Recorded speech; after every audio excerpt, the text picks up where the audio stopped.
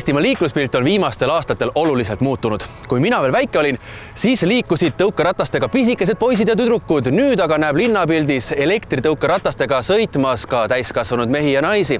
Aga miks ka mitte? Elektritõukerattad on ju leitavad pea igal nurgal. Lihtsalt mine, võta ja sõida ja väga paljudel on ka oma isiklikud elektritõukerattad olemas. Aga kahjuks pole kõik nii ilus, kui võiks olla, sellepärast et kergliikuri juhid seavad ohtu nii enda kui ka kaasliiklejate ohutuse.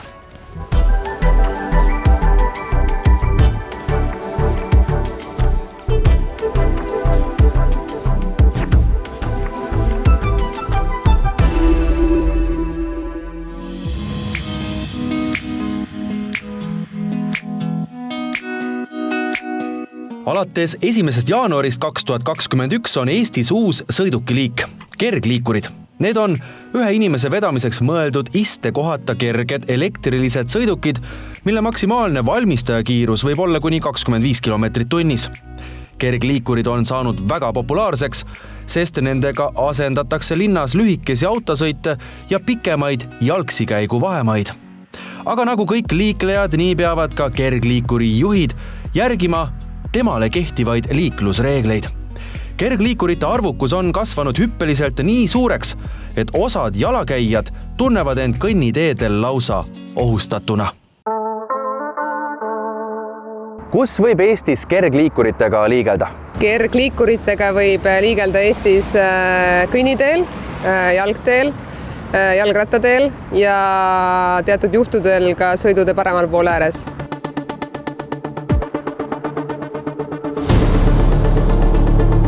Miks juhtub Eestis kergliikuritega nii palju õnnetusi?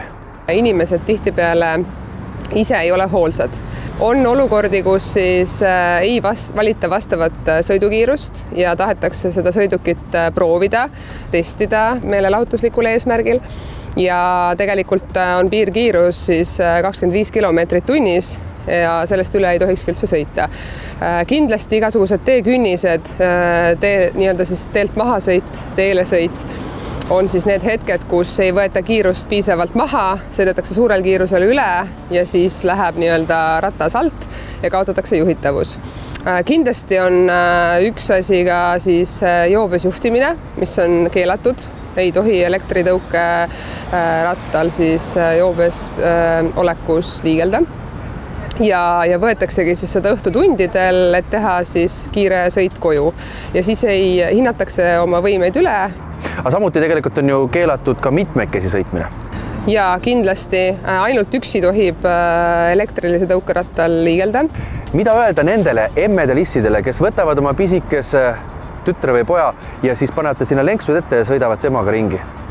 Tuleb südamele panna, et see on äärmiselt lubamatu tegu, sellepärast et kokkupõrke momendil see väike tüdruk või poiss lendab sealt väga kaugele ja saab väga raskeid vigastusi. Kordame üle. Kergliikuriga tohib sõita jalakäijatele ja ratturitele mõeldud teedel, jalgrattarajal ja kõnniteel. Kergliikuri juht peab järgima parempoolset liikluskorda. Sõidutee paremas ääres või teepeenral tohib liikuda vaid erandjuhul, näiteks sellistel puhkudel, kui kõnnitee või rattatee puuduvad või sellel on liikumine raskendatud teekatte seisundi tõttu, aga ka siis, kui need on küll olemas, kuid nende liikumine on võimatu näiteks teetööde tõttu. Telenägu ja pisitütre isa ning värske abielumees Lauri Pedaja sõidab elektritõukerattaga regulaarselt ja naudib seda sõitmist. Lauril on oma isiklik kergliikur. Ma liigun enamus aega Tallinna linnas, kuna käin vahepeal ajamas päälinnas tööasju ja kuna ma vihkan suhteliselt tugevalt autoga linnas sõitmist, siis ma olen enda jaoks leidnud sellise toreda lahendus, et ma pargin endal auto kusagile linna äärt ära, võtan pagasnikust tõukeka ja ajan sellega oma linna peal asjad siis ära, mis mul vaja teha on. Kui heaks elektritõukeratta juhiks sa ennast ise pead?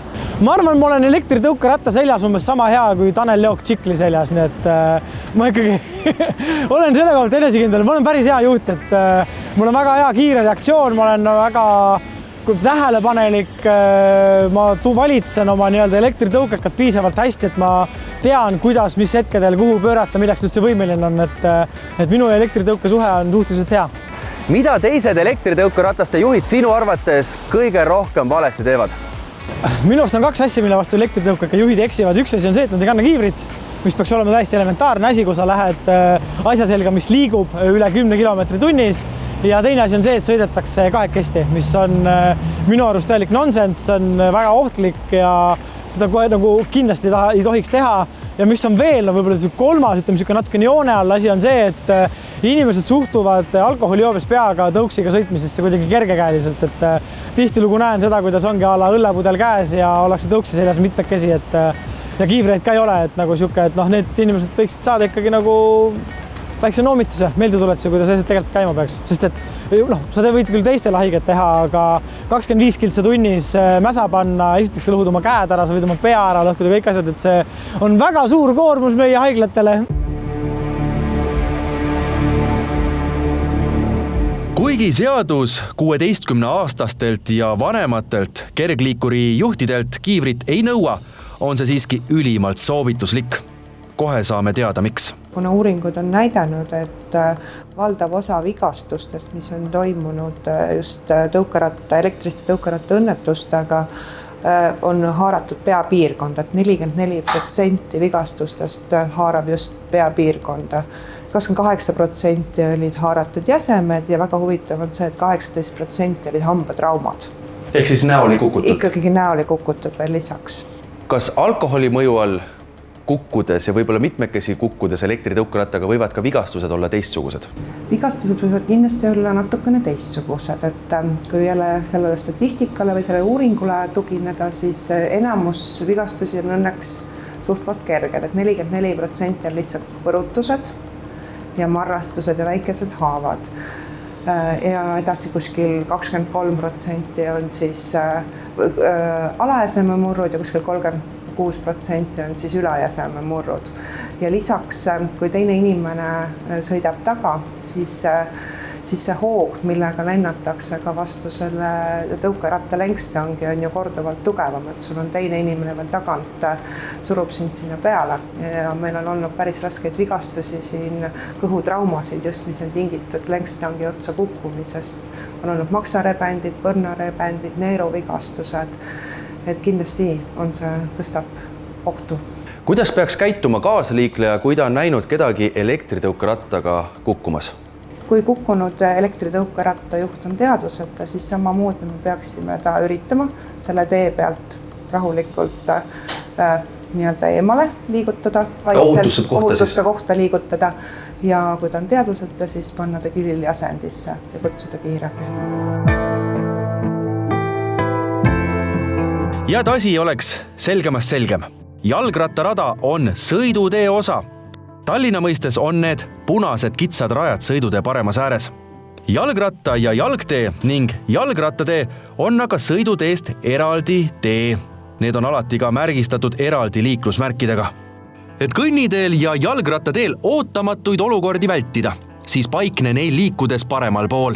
See on soovitus kõigile kergliikuri juhtidele, jalgratturitele ja ka jalakäijatele. Nii saavad tagant lähenevad kiiremad liiklejad ja vastutulijad sind ehmatamata ja vajalikku külgvahet hoides sinust vasakult poolt ohutult mööduda. Kõnniteel, jalgteel, jalgrattateel ning jalgratta ja jalgteel tohib vanema saatel liigelda kergliikuriga igas vanuses laps. Samal ajal ei tohi ohustada teisi liiklejaid. Sõiduteel, sealhulgas jalgrattarajal liiklemiseks kehtivad aga vanusepiirangud.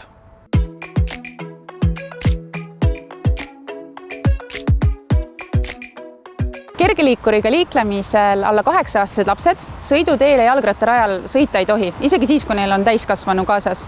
Ja küll aga alates 8-aastane laps koos täiskasvanuga võib sõiduda ääres sõita ja jalgrattarajal ka, kui siis lapsevanem vastutab lapse sõiduoskuste ja tema tegemiste eest liikluses. Mis muutub alates 16. eluaastast? No alla 16-aastased lapsed peavad kindlasti kiivreid kandma. Täiskasvanutel on see väga tõsiselt soovitatav. Küll aga tahaks öelda veel seda, et 10–15-aastased lapsed võivad ilma lapsevanemata sõiduda ääres sõita jalgrattarajal, kui neil on jalgrattajuhi luba. et siis ei pea neil lapsevanemad kaasas olema, et kuna jalgratturi koolitusel käiakse läbi väga palju liiklusreegleid, siis samad liiklusreeglid enamasti kehtivad ka kergliikuriga sõitmisel. Väga oluline on ka see, et teil oleks kiiver korralikult kinnitatud ja nüüd näitamegi, kuidas see täpsemalt käib. No nii see küll ei kõlba praegu, ma juba näen, et siit tuleb reguleerida, et kiiver on sul õigesti küll peas, ta on otse, ta on sul, kaitseb sinu laupa, üks ole, küll aga on siit külje pealt on ilus V-täht, on juba siin moodustanud, aga teine V on väga alla vajunud. Nii et seda lõksu me peame siia kõrva alla nihutama ja nüüd viimaseks peaksime me kinnitama siit alumine, aga siin mahub ikka sisuliselt terve minu käsi läbi, nii et oluline on väga tugevasti seda kinnitada nii, et üks täiskasvanu sõrm maksimaalselt siia vahel ära mahub. Ja viimasena siis tuleb natukene siis reguleerida, et kiiver oleks sul natuke tugevamini peas, aga seda ei tohi ka väga tugevasti reguleerida, sest muidu on sul peavalu oodata, eriti soojade ilmadega. Nüüd oleme siis kiivri parajaks teinud, nii nagu olema peab. Ja nüüd need rihmad toetavad seda, et sinu kiiver on ka õiges asendis ja jääb sulle pähe korralikult, kui sa peaksid kukkuma. Praegu ei tule ära, jah? Nii et su enda lõualuu toetab seda, et oluline on, et väga tihti need on pikad ja siis nagu sa näitasidki üle pea. Et nüüd võin siis liiklema minna? Ja, luba antud. –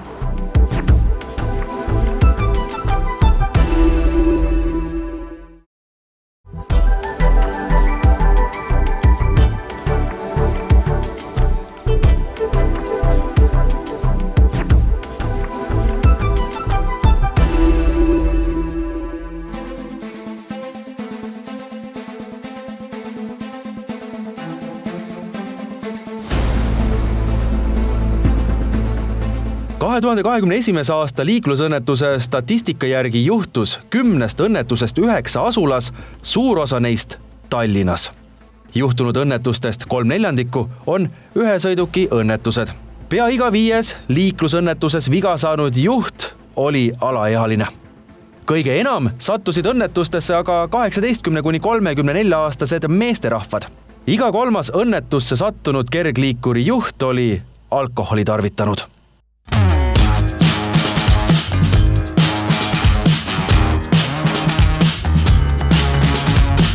Ja nüüd, head vaatajad, näitlikumaks teile, kui palju sõltub kiirusest teie peatumisteekond, teeme Lauriga siin mõned katsed. Kõigepealt sõidab Lauri üksinda 5 km/h ehk siis jalakäija kiirusel ja jääb siin valge joone juures, vajutab pidureid, vaatame, kus seisma jääd. Siis sõidab Lauri 15 km/h ja samuti vajutab siin pidureid ja siis ka maksimum lubatud sõidukiirus ehk 25 km/h. Vaatame, kuidas see asi välja veel kukub. Anna minna. Nii. No tagaratas joonel. Tagaratas joonel, esiratas siin, ehk siis masina pikkus. Masina pikkus. Aba! Nüüd oli loha ka juba. Ja vahe on ikka märgatav ju. Ja, no. 3. katse ja nüüd siis juba 25 km/h maksimaalne lubatud kiirus. Lauri, palun.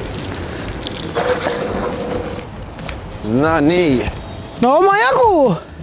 3 katset tehtud, 5 km/h, 15 km/h ja 25 km/h. No nööndustega viimane tegelikult ma ei saanud päris 25 kätte, ütleme siuke 20 km/h. Okei, 20 km/h, aga fakt on see, et peatumisteekond iga korraga järjest pikendas. Esimese katsega 5 kilometriga oli meeter, 15 km/h oli kusagil 3 meetrit ja ütleme 20-ga oli siuke 5,5. 5,5 meetrit. No ütleme, oleks olnud 25-ga oleks 6 kindlalt täis tulnud.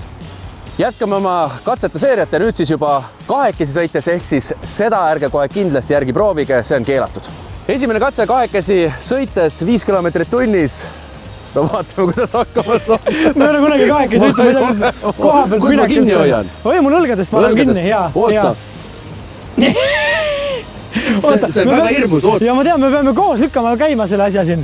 Kuidas ma... Koos, võtta üks jalg peal, üks jalg maas. Nii, põmm. Ma lähen 3, 2 ja paneme ühe tõuke veel ja nüüd hooksisse, kui pidurdama juba.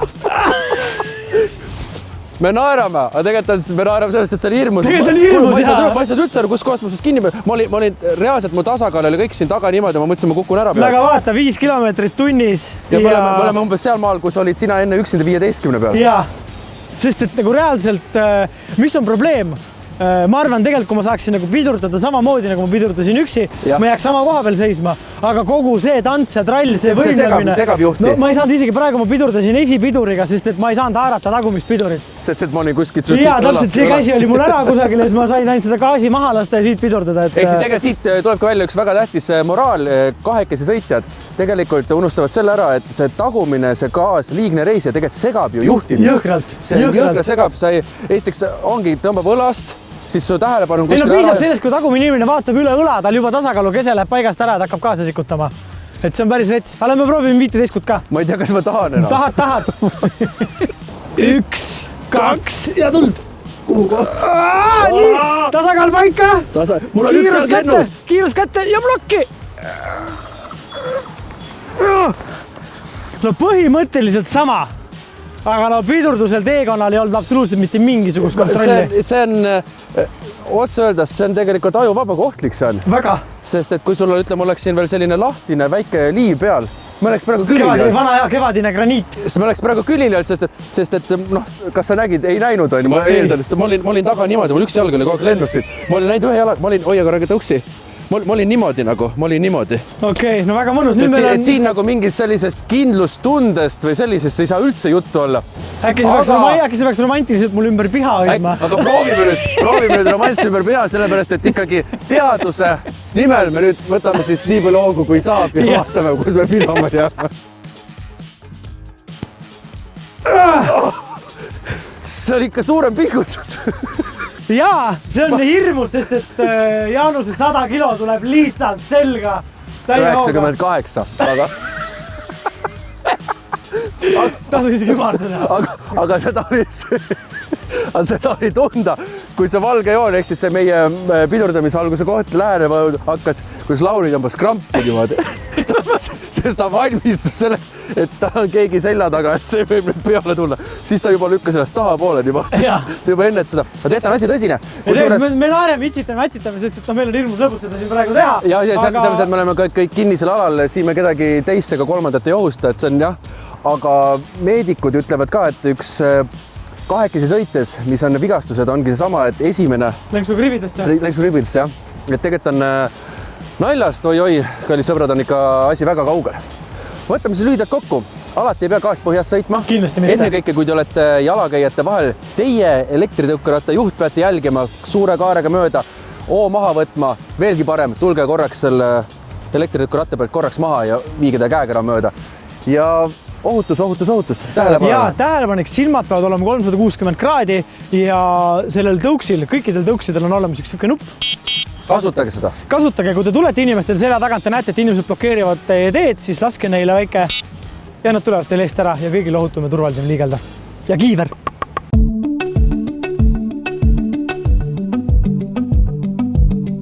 Ülekäiguradadel juhtub palju liiklusõnnetusi nii jalakäijate kui jalgratturitega. Põhjusteks on tihti tähelepanematus nii teeületaja kui autojuhi poolt. Kergliikuri juht tohib ülekäigurajal sõiduteed sõites ületada, kuid sel juhul ei pea teised juhid talle teed andma. Seda vaid juhul, kui autojuht pöörab sellele teele, mida kergliikuri juht ületab. Nii ülekäigurajal kui ka ristmikul, kus ülekäigurada pole, peab kergliikuri juht teed ületama jalakäija kiirusele ehk siis umbes 5–6 kilomeetrit tunnis. Palju ohutum on aga ülekäigurada ületades elektritõukeratast käe kõrval lükata. Suure kasutusega ülekäigurajal tunnevad ka jalakäijad ennast vähem ohustatuna, kui tõukeratast käe kõrval lükata või vähemalt aeglaselt sõita. Üha rohkematel inimestel on oma isiklik kergliikur ja peamiselt on selleks elektritõukeratas, aga väga paljud kasutavad ikkagi punktist A punkti liikumiseks rendi elektritõukerattaid. Need on ju väga mugavad, tulete ligi, avate rakendusest kergliikuri ja võitegi sõitu alustada. See aga tähendab seda, et renditeenuse pakkujatel lasub väga suur vastutus selle eest, et meie liiklus oleks võimalikult ohutu.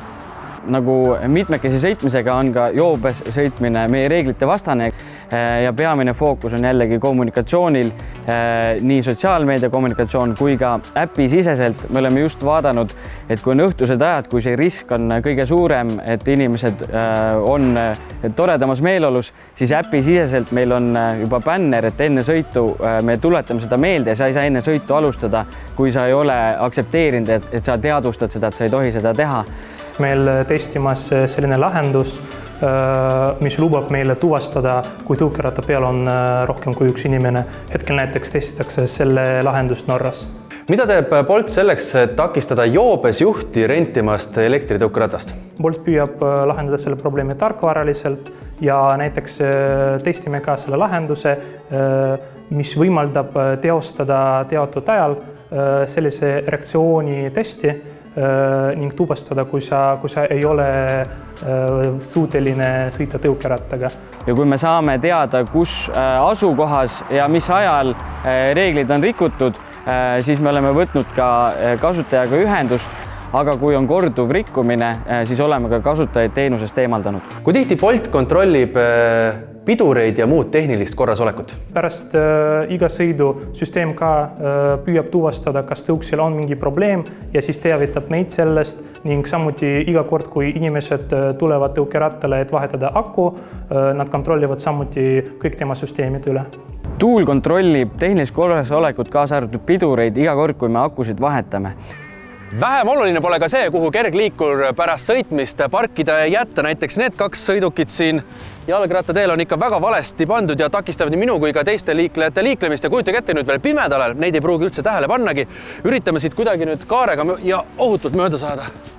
Kui tõukeratas parkida, tuleb ta panna parkialale püsti asendisse, tuleb ta panna selliselt, et teisi liiklejaid, nii jalakäijad kui autojuhte ei segaks. Kergliiklustee ja kõnnitee äärde paralleelselt ja just kõnniteele selliselt, et jalakäijale jääks alati vähemalt 1,5 meetrit ruumi kõndimiseks.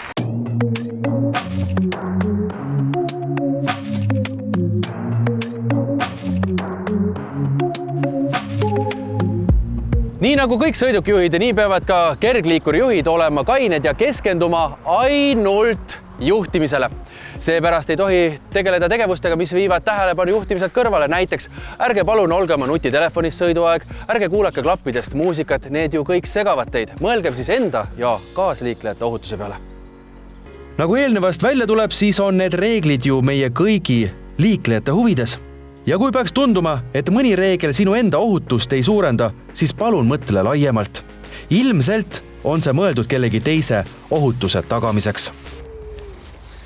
Head sõbrad, kergliikurid on tulnud selleks, et jääda. Olge nendega liigeldes ettevaatlikud, tähelepanelikud ja arvestage teiste liiklejatega. Ohutut liiklemist, kõike kaunist. Tšau!